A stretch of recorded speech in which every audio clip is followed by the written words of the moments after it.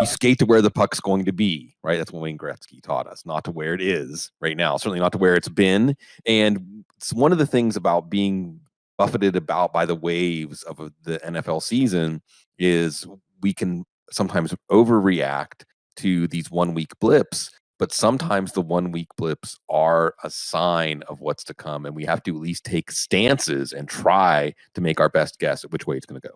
Yeah, that brings us right into it. Like, what is wrong with Lamar Jackson? Like, talking about like these smaller samples, like, yes, Right. they are small samples, Sig, but doesn't mean they're not completely representative. So I'm going to bring us through, like, set the stage here first, because like, despite being the quarterback 2 on the season, Sig, Lamar Jackson has thrown for multiple touchdowns twice this year. He's rushed for a touchdown in 0 games since week 2. And the last 4 weeks, he's thrown just 6 touchdowns, 5 interceptions, 6.6 yards per attempt. So obviously the rushing floor has been fantastic, and that's kind of where he's at with the season, and it's kind of been elevating everything else. So there's 2 ways we can look at that. We can look at those red flags and try and figure out ways to get out, or we see it as like a buy low opportunity, because if some of that stuff does kind of regress back towards the mean, he's still going to be Lamar Jackson, right? So what do we do with him going forward? This is one that I can see both sides. Yeah, I think that we should probably bet the under. And there's some converging factors here. One is that Nick Boyle is close to a return. I think maybe if they played on Sunday this week, he could have returned.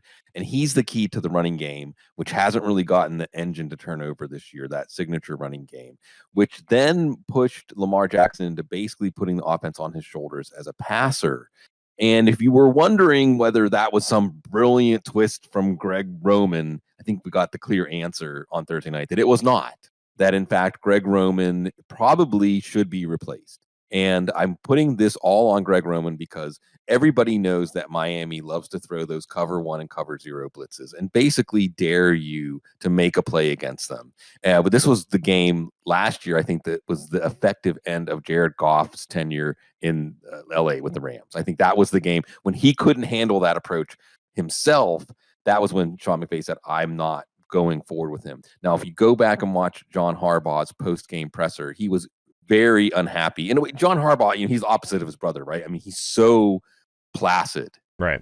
And he clearly was not feeling good about the lack of ability to make adjustments when everybody knows this is what Miami does. Mm-hmm. So you know that Greg Roman is not going back to the drawing board and figuring this out, or at least you're not counting on him to do it. You also have the running game starting to come online. Wouldn't it make sense? Because this is also, Joe, where things like Ronnie Stanley's out for the year, only one of the best left tackles in the game. And the offensive line was already in a transition mode coming into the season. All of these things eventually pile up. Wouldn't it make sense to make the offense more conservative? The defense is starting to come on now. Wouldn't it make sense to not leave Lamar Jackson hanging out to dry like he was? So I think that Lamar, the player, is fine, but maybe he's not going to be set up for those fantasy opportunities based on what we saw Thursday night.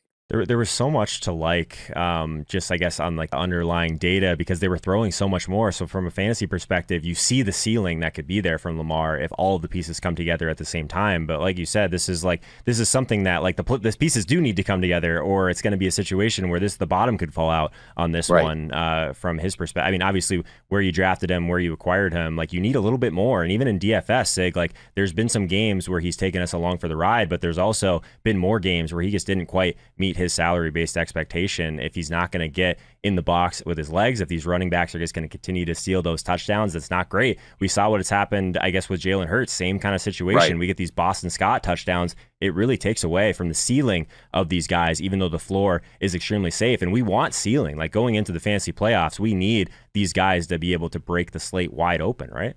And there's almost like a natural law here at play, Joe, right? That a running quarterback can't stay a 150 rush attempt quarterback forever. We saw Kyler Murray this year. They're pulling all the rushing attempts back, right? Mm-hmm. We've seen different quarterbacks, Cam Newton, just get turned to mincemeat because of all of the punishment that he took. So I think that it's one of those situations where, as you mentioned, Jalen Hurts, this offense is so much better whenever they emphasize the run and then use the run to set up the pass.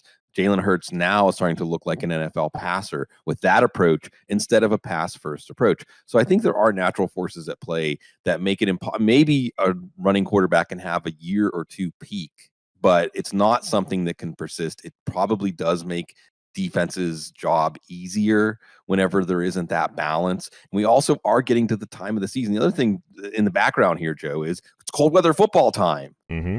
And the fatigue builds up, the wear and tear builds up. There's more backups in, there's more inexperienced players in. You don't think December is the time we're going to flip the switch on the pass first attack. So I think that's something we can use when measuring expectations for these quarterbacks that add with their legs to a fantasy stat sheet. I guess on the positive side, it's almost like the complete inverse of like the Minnesota Vikings. Like the Ravens have found ways to win this year, which is positive, right? So like I guess you can look at that on both sides as well. Like their record could be much worse if a couple of things didn't break their way. I guess at the top of the AFC right now, we have the Titans, the Bills, the Ravens, and the Chiefs. Is there anyone out there that I guess after we just saw the Bills and Chiefs do, Sig, I know it's transitioning a little bit, but you're feeling a lot better about those teams after last week's performance, and now Lamar just kind of treading water a little bit. I mean, they're not too far behind. The Chiefs are 6-4. Like they're really not out of it. I think they're leading their division at this point, right? So with that, I guess there's so much parity in the AFC right now, it feels like. So I guess if we take the Titans out of it, do you feel the same way about the Bills and Chiefs as I do? Is maybe they figured out the way that they need to get back to playing to kind of have the success that they've had in the past, or is this like a 1 week blip to where they kind of blow up for us and then they go back to what's been happening? Right. We look at the opponents. And certainly the opponents of these two teams were the perfect get-right game opponents. Well, I mean, Raiders, maybe you didn't see that coming quite as clearly, but the Jets, we always see that. And that being said, Buffalo has Indy this week, not exactly a defense that scares us, but then they get the Saints, which in some ways may play right into their hands because you can't really run on the Saints. New England, Tampa Bay, another one maybe that plays into their hands. Carolina, now that's going to be an interesting matchup. New England. So there's going to be some tests for Josh Allen, and then there's going to be maybe some games where he counts for 4 or 5 total touchdowns and 400 total yards. Finding a different look though, right? Like this team looked different, like they're getting Breda involved, that sort of thing. Yeah. Like it's not like they were just doing the same thing over and over again. And like, what did it open up? It opened up Stephon Diggs deep, right. We were talking about Diggs, and what they found with Diggs was a matchup that they were willing to exploit. And old school, we're going to keep going to him. They even went to the end zone one play that was broken up and went back to the exact same play, and it worked for the touchdown. So you like that simplicity. You like that idea of, again, old school football. If you can't stop this, we're going to keep going back to this, whatever part of the game comes from. Now, the Kansas City one, I think, could be a little bit more of a fugazi. Just because Gus Bradley really divides the perfect game plan to get Patrick Mahomes going again. Single high safeties, trying to cover Tyreek Hill and Travis Kelce one-on-one in man coverage. It just didn't make any sense. It did not make any sense at all. So it's going to be interesting to see this Dallas defense up this week that certainly is resurgent against Atlanta, although how much of that is Atlanta just rolling over?